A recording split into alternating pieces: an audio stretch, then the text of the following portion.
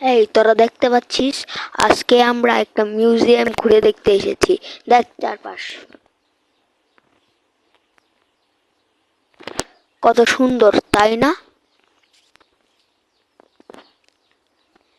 কিন্তু স্যার, এই ডাইনোসর গুলো মানুষের পাছার ভিতরে আঙুল দিলে মানুষের পাছা ছিঁড়ে যাবে না? চুপ একদম, ওই সময় তো মানুষ ছিলই না। এই রব, আজে বাজে কথা কেন বলছিস? আচ্ছা, তুই কি একটু চুপ থাকতে পারিস না? এই, অন্যকে জ্ঞান দেওয়ার আগে নিয়ে একটু জ্ঞানী হ। আর আজকে দিন তোদের হোমওয়ার্কের কথা বলছিলাম, ওটা এনেছিস? না স্যার, ওটা তো আনতে ভুলে গেছিলাম স্যার, প্লিজ ক্ষমা করে দেন।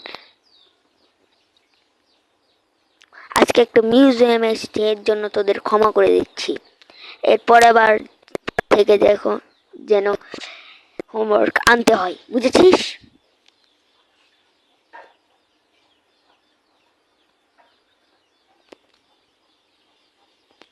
আচ্ছা স্যার, এরপর থেকে আমরা হোমওয়ার্ক আনবো। আচ্ছা স্যার, এই ডাইনোসর গুলো কি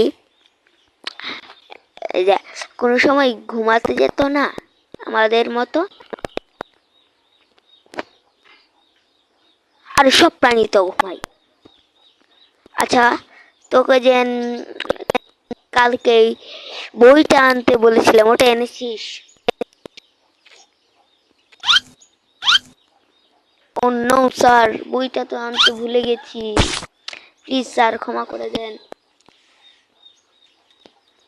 আচ্ছা স্যার, আপনাকে একটা ধাঁধা ধরি, বলেন তো, পাতা আছে গাছ নেই, পানি আছে ঘাট নেই, এটা কি?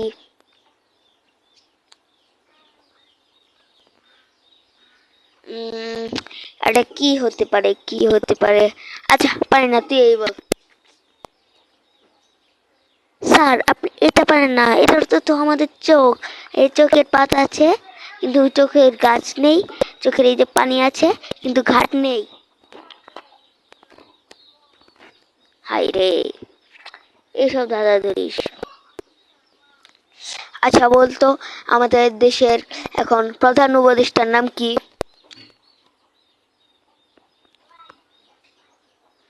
স্যার, প্রধান উপদেষ্টার নাম তো মনে হয় ডক্টর ইউদুস। হাই, কে বলেছে ডক্টর ইউদুস? প্রধান উপদেষ্টার নাম হলো ডক্টর মোহাম্মদ ইউনুস।